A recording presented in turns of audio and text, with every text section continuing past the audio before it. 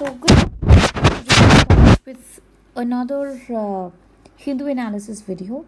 On the first page, we see that the center has promised to address the air pollution and the stubble burning issue in Delhi, as well as in the area around the NCR.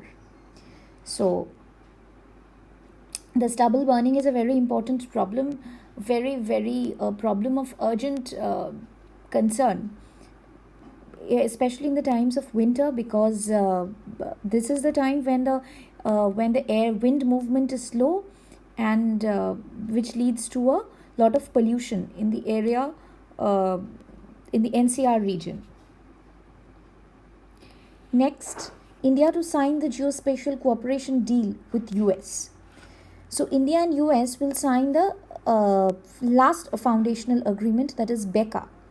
So before that, we have seen that India has signed the LEMUA, the COMCASA, and this is BECA, that Basic Exchange and Cooperation Agreement for Geospatial Cooperation. This is all about the news. And next, what is important here is about BECA. And next, about cow slaughter. The Allahabad High Court has expressed concern at the misuse of anti-cow slaughter law. So the UP Prevention of Cow Slaughter Act is being misused against innocent persons. This is what the Allahabad High Court has noted. It is said that that a person who was unlawfully caught, he was charged with cow slaughter. He was booked under the Act, but there was no charges against the petitioner in the FIR. So there's a misuse of law. So this can be used as an example of misuse of law.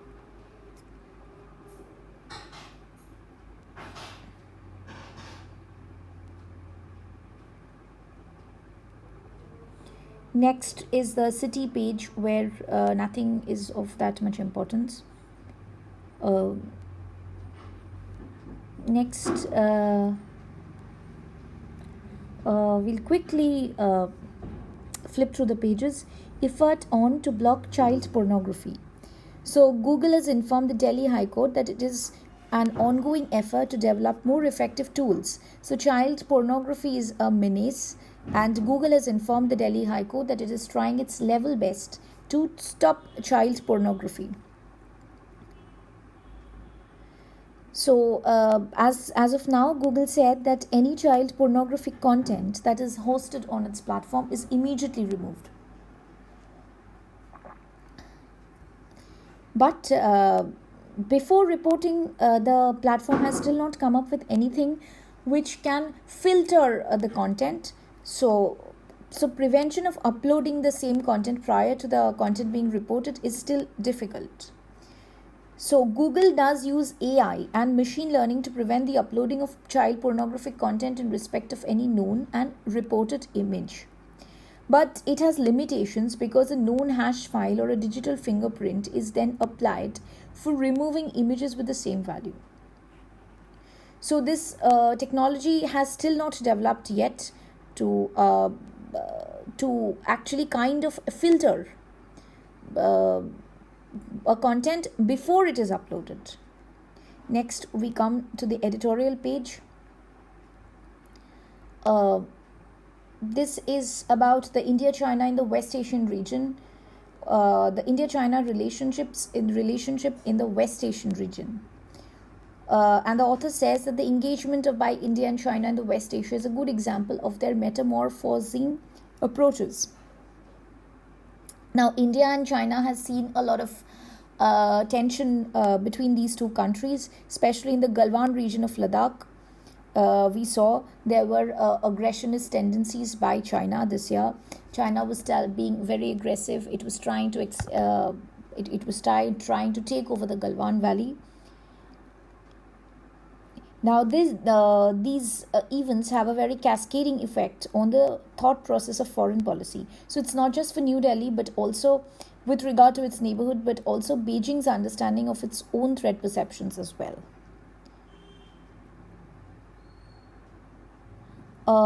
So the author says that strategic autonomy is today a term New Delhi's power corridors are well acquainted with. So India basically wants a strategic autonomy. So India doesn't want to come under the dictates of its of the higher powers. So it wants to maintain an autonomy. At the same time, it wants to maintain a strategic balance between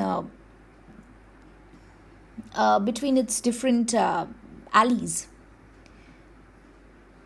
The ideation of strategic autonomy is much different from the Nehruvian era thinking of non-alignment. So the strategic autonomies today is not exactly what was the Nehruvian non-alignment policy. So they are saying that the alignment is issue-based. So the NAM movement that we had, it was essentially not based on it was based on an ideology, but the autonomy that we are following today is based on an issue. So we support countries based on issues and not based on some rigid ideology. So for Beijing and New Delhi, one region where both contesting neighbors have similar versions of non-alignment are in West Asia.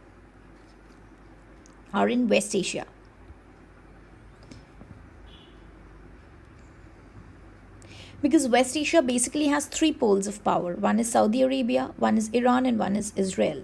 But India and China both don't want to entangle or side with any one powers.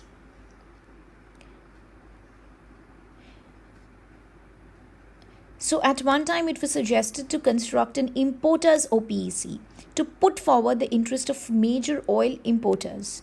So India and China are the major oil importers. So talks were on to go for an importers OPEC, not only an exporters, against the producers. But in the year 2020, there has been geopolitical shifts. There has been important events like the US-China trade war, the deteriorating ties to the COVID pandemic, followed by the Ladakh crisis. So the geopolitical situation has kind of turned. It has changed. There has been shifts. Now, before 2020, India's outreach to West Asia sharpened since the coming of the Modi government. And West Asia, we all know, are very oil-rich. Gulf states are there in West Asia. So India was looking for investment alternatives. So the Gulf countries were looking for investment alternatives away from the West, and hence they started to look towards India as a important investment partner. And they were attracted to Modi's centralized decision-making style. So India also doubled on its relationships with Abu Dhabi and Riyadh, so giving open economic and political preference to the larger Gulf region. Now, Iran lagged behind. Already Iran had US sanctions, which in turn significantly slowed the pace of Iran-India engagements. We already know that India is planning the Chabahar port in Iran. But since India was moving towards West Asia, there was a shift in India's West Asia policy where it was moving towards the Gulf countries. There was an inclination towards the Gulf countries. So there was a drift away. It was drifting apart from Iran. Now this turned advantages for Beijing. So Beijing has tried to capitalize around the thinking in the Gulf that American security safety is not absolute, and hence they need to invest more in others. So China, who is second only to US in economic and military terms, is the obvious engagement. Hence the UAE obtained Chinese Wing-Lung drones in 2016, which is a copy of US Army's MQ-9 Reaper drone that Washington refused to sell, which offers a good example of the Gulf's resolve of attaining military capabilities from wherever possible. Second, the Gulf economies such as Saudi Arabia, even though attempting a hard shift away from their addiction to petrodollar, still need growing markets to sell their oil in the coming decade. So China first, it became a major arms exporter to the Gulf countries, to Saudi Arabia, and also a major market for their sale of petrol.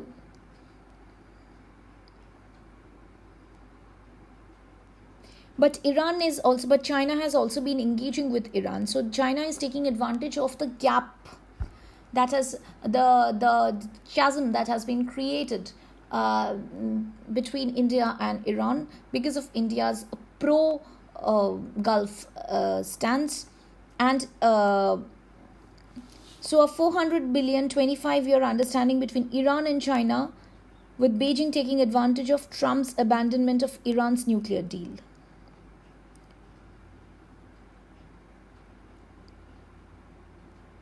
So it wants to offer an alternative model for investment and influence. And they want to develop a new forum to address the region's tensions, an alternative to the West-led ecosystem. It remains to be seen, however, China balances itself between the poles of power while backing one. Next. So from India's perspective, it is a trapeze wire balancing act of diplomacy in West Asia. The overt outreach of the Gulf and the ensuing announcements. So the key word is the trapeze wire balancing act. The trapeze wire balancing act. India has to do the balancing act. The overt outreach to the Gulf and the ensuing announcements of multi-dollar investment on Indian shores by UAE and Saudi Arabia.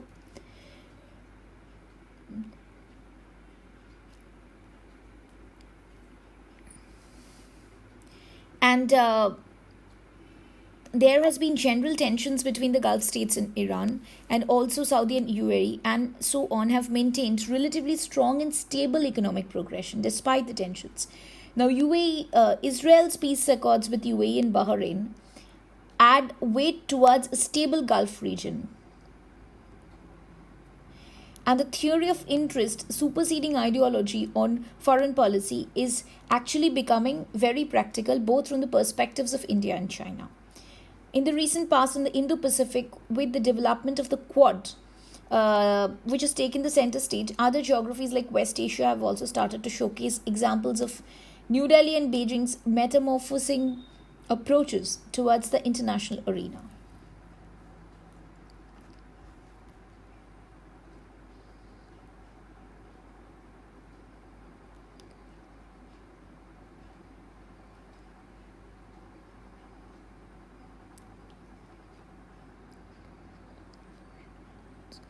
Now, this is about the Pakistan's role in FATF.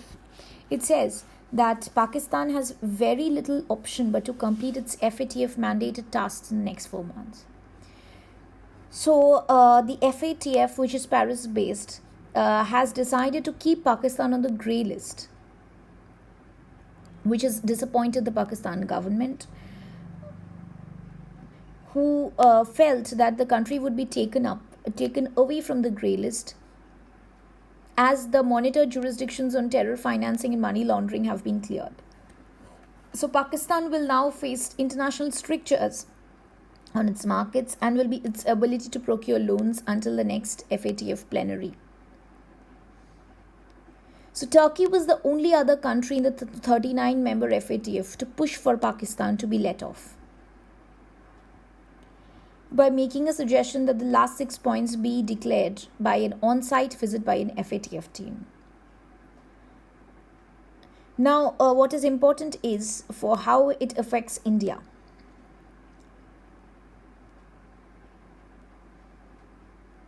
So, what are the criteria? For being laid off the FATF grey list is more action against UNSC-backed terrorists and terror groups, action against charitable organizations linked to these banned entities, tracing fugitive territories and pursuing convictions against them, revising the list of banned entities under the Anti-Terrorism Act to reflect all those banned by the UNSC, and cracking down on all other channels of terrorist financing, including narcotics and smuggling.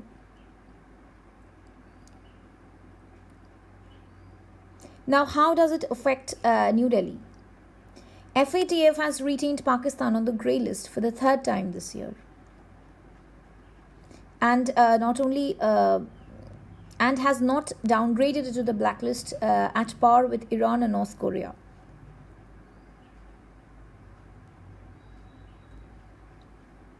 Now, the Pakistan has been lending support to groups like LET and GAM that target India to refrain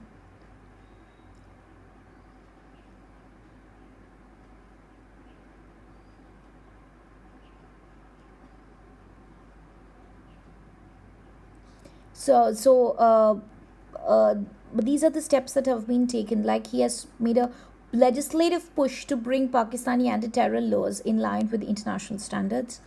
Also, he has ensured sufficient pressure on groups so that they don't raise public money publicly, or they make public comments.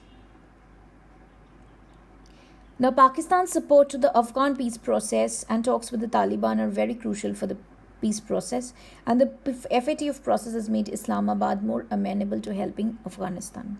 It remains to be seen if the action it takes will permanently change Pakistan's course in supporting and sheltering cross border terror groups.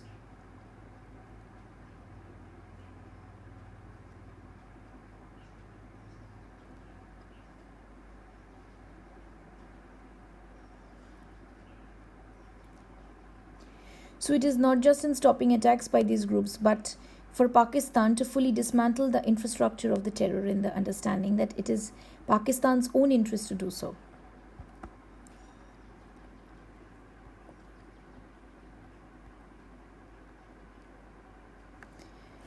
Next, we come to women at the heart of recovery. So, India has an opportunity to build climate resilience and address gender equality issues. Next, India's women are extremely vulnerable. Like, greater demands for unpaid work during the pandemic and rising rate of reported violence, these remain are a stark reminder of the work that remains to be done. So, according to the India Voluntary National Review 2020, FLPR for the 15 to 59 age group is showing a declining trend, one of the lowest in the world. According to IMF estimates, equal participation of women in the workforce will increase India's GDP by 27%. Now, Indian government has nearly invested $22.5 billion in the COVID recovery.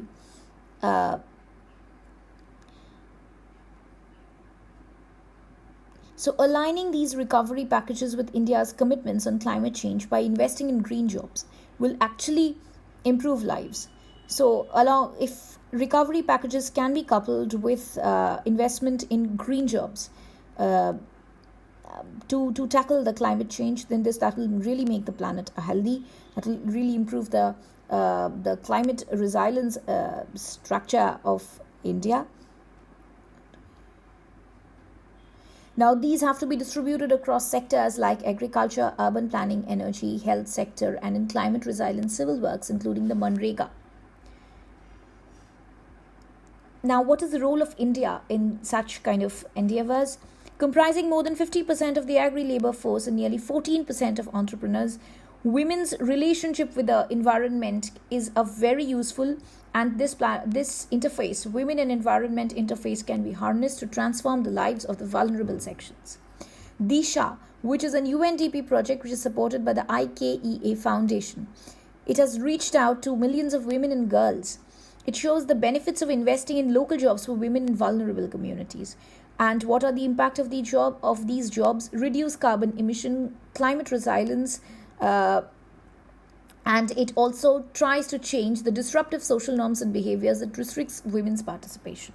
For example, SEVA and the Electronics Sector Council of India started an initiative which was supported by the United Environment Program by training 15,000 solar technicians who were rural women for the maintenance of solar pumps in remote locations. The initiative will not only introduce clean energy options but also reduce production cost. So, accelerating the transition to renewable energy with low carbon footprints can help provide sustainable livelihood to poor women. So, the ADB projects that India's GDP growth rate will rebound to 8% in 2021-22. So, putting women at the heart of this recovery it will make it faster, just, and inclusive.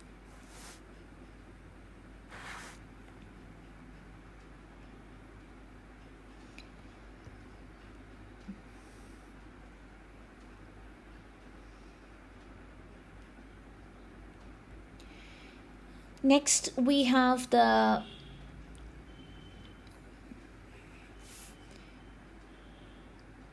article on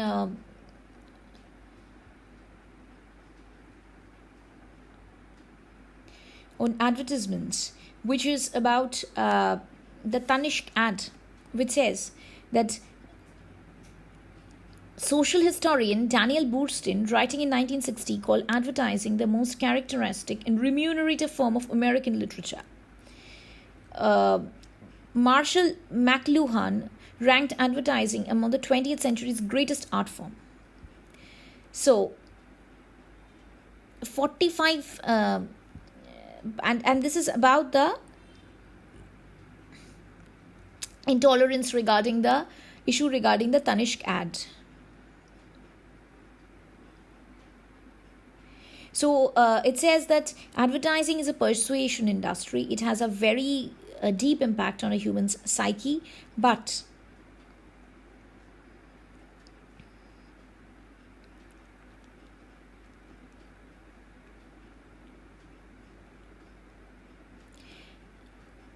so advertising has not only been a way of selling products, but also a way of selling life.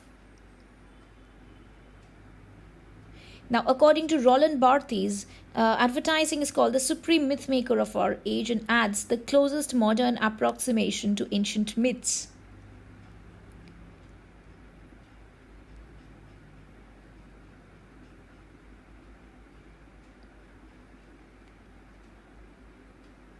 Now, by selling at the subliminal level, advertising actually insinuates itself into everyday customs and practices and becomes popular culture. So it defines social constructs such as modernity or success.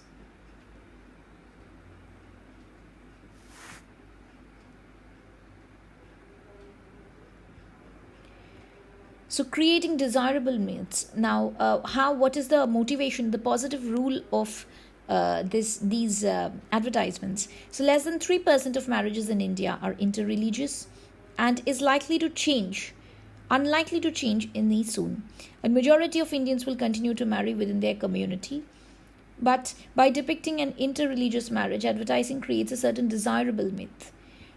For example, the Mintra's lesbian ad in 2015, it conjured up a society that accepts a non-heterosexual relationship. And in that way, it erased the taboos and ostracism.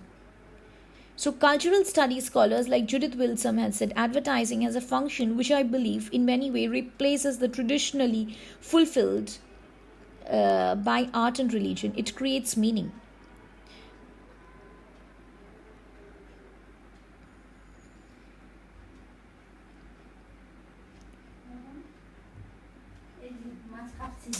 যাও এখান থেকে যাও।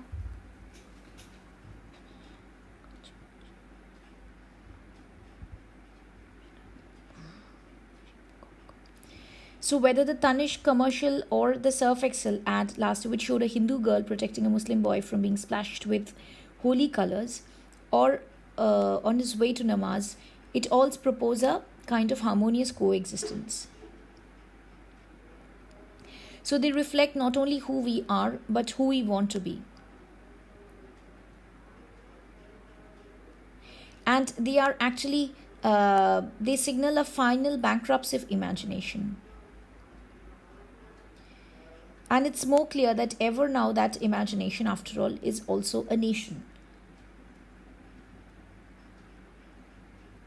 So cultural reinvention will be stopped if we stop the imagination, if we dwell too much on financial bankruptcy.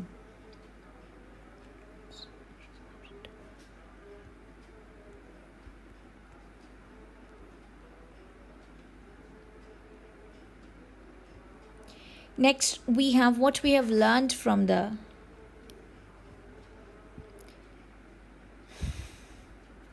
COVID pandemic. It says that countries that have invested in primary healthcare over the past 2 are reaping the benefits now. Also, a positive role of science and scientists and the collaboration. The pandemic has a differential impact on women, which is the gendered side. India has seen progress in maternal mortality. There have been significant gain in infant mortality, institutional birth, and replacement level fertility. There's still a high unmet need for family planning and improved access to safe labor and contraceptive services. which recent studies said that because of reduced coverage in essential services, the prevalence of wasting in children could increase by 50 to 10 to 50%. 60% more maternal deaths because interventions like administration of uterotonics and antibiotics and clean birth environment is not available. It has also disrupted the education system. In other words, the domestic violence. One third said that they had previously experienced domestic, but less than one sought help from the police. Women lost their jobs in the informal sector and income fell by over 60%. Number of women and girls living in extreme poverty expected to increase to 100 million. Lack of availability of data that is disaggregated by sex and age. We do not have data on violence. 70% of countries reported complete disruption of immunization services. Other services like diagnosis, treatment of non-communicable diseases, cancer diagnosis, treatment, family planning, contraception, antenatal care, etc., TB detection, treatment facility, etc., as well as emergency services have huge impact.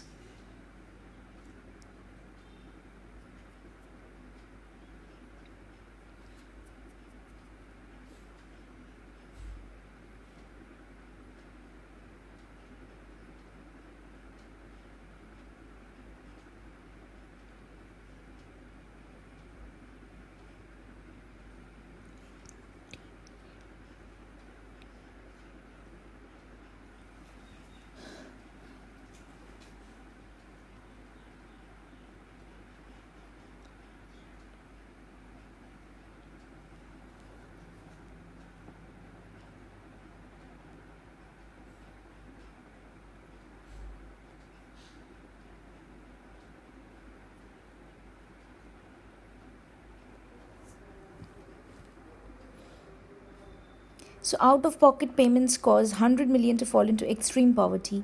800 million globally spent more than 10% of household budget. WHO urges countries to ensure financial protection and effective coverage of health services. The Effective Coverage Index is a useful measure of the quality of health services.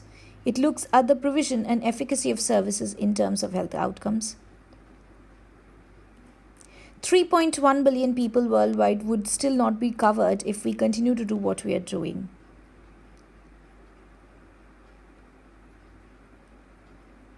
Many countries do not have data systems to be able to accurately measure both mortality and the incidence of certain diseases.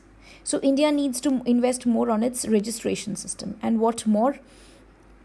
We need more digital platforms to provide telemedicine. Example, to overcome the problem that people could not meet physically. ECO is a platform which has been used in many states to train health workers, and government's e-Sanjeevani platform enabling telemedicine appointments. The National Digital Health Blueprint and a roadmap is what now we have. We want to move towards electronic and portable health records.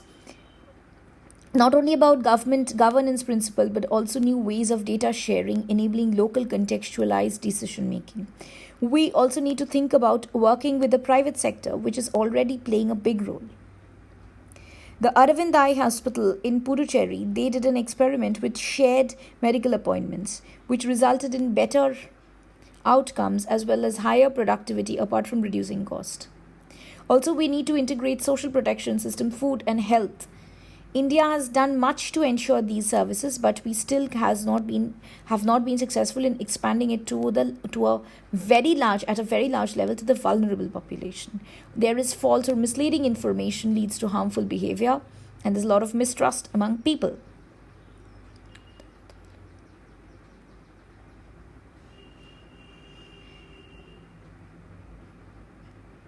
So we have done a lot of work, but infodemic management is not straightforward. It's linked to people's beliefs and behavior. So we have to have a behavioral insights.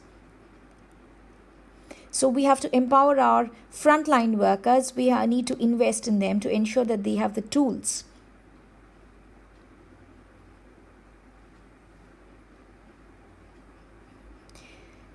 So we have to invest in institutional capacities in regulatory bodies, research, public health institutes.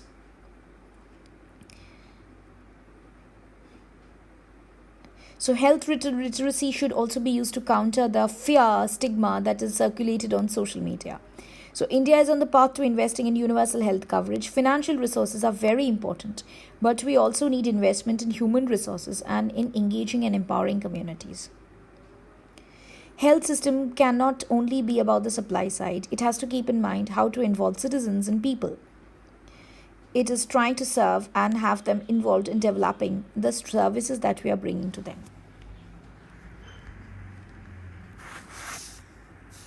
Now, this is about India is much safer against the tsunami threat.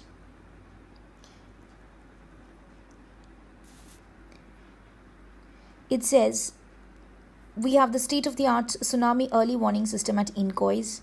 The best of warning systems could fail if communities are not prepared.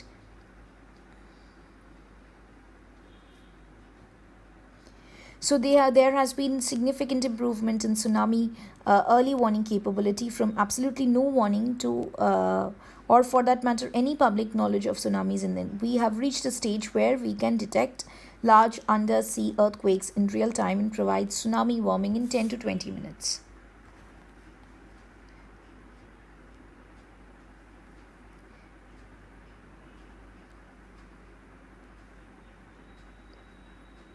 So, ocean-wide tsunami drills and piloting of UNESCO IOC Tsunami Ready initiative provide a structured framework for capacity building of coastal communities to respond effectively to tsunamis.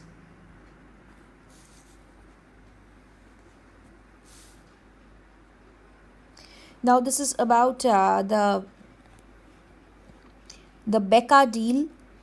India has posted a liaison officer at the US Navy Center in Bahrain recently and is considering a US request for posting a liaison officer at the US Indo-PACOM and the US Special Operations.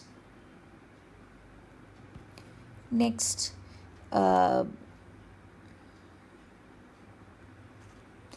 this is about the Mahadalits that we have. So the Rishi Dev community, who are among the 21 Mahadalit castes in Bihar, with village after village echoing the same hopelessness.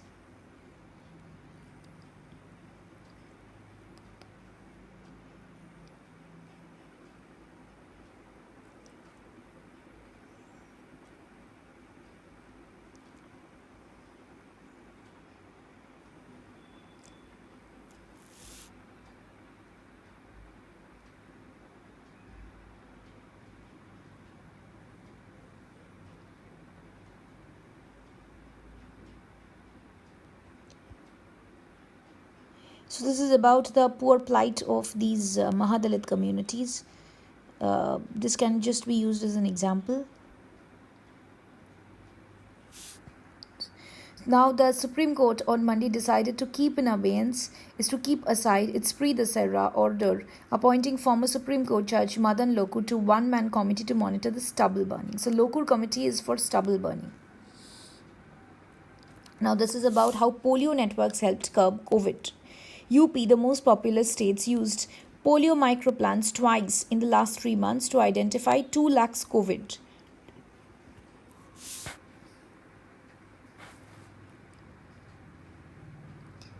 So the polio integrated surveillance and immunization networks in the 5 polio priority countries were repurposed to support preparedness and response.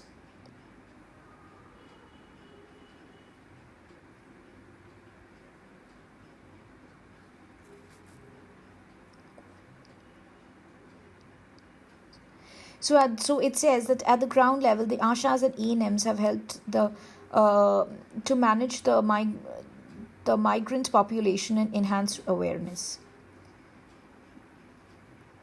So there has been a sharp focus by the central government not only containing but also reducing deaths, and in such cases, the polio surveillance committees have come to a great help. Training, building capacities for laboratory, etc., assessing public perceptions, etc., and preparedness. WHO's polio surveillance networks in India, Indonesia, supporting the strategies which help them refined over the years and which help the region achieve the polio-free certification.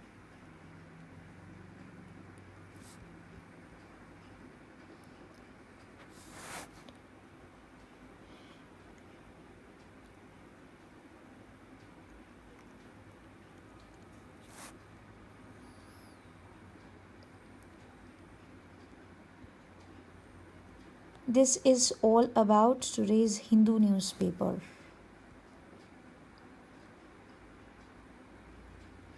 Now, in Chile, there is a landmark referendum on Sunday to replace the dictatorship era constitution. So they are putting a referendum to bring a new constitution.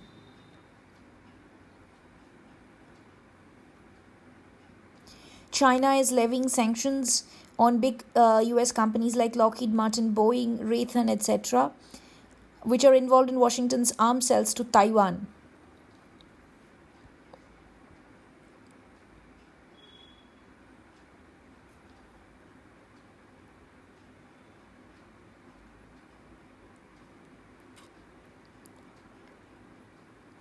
Now, problems of China. China has a rising debt problem, one exacerbated by the pandemic, with the government losing its purse strings to sustain growth. Debt to GDP is expected to rise by 25% to 300% of GDP this year. So China basically follows a planned model. China also has to go carbon neutral by 2060. China will need to reduce its share of coal in the energy mix from 58% to less than 50% by 2025. So that's all about the newspaper.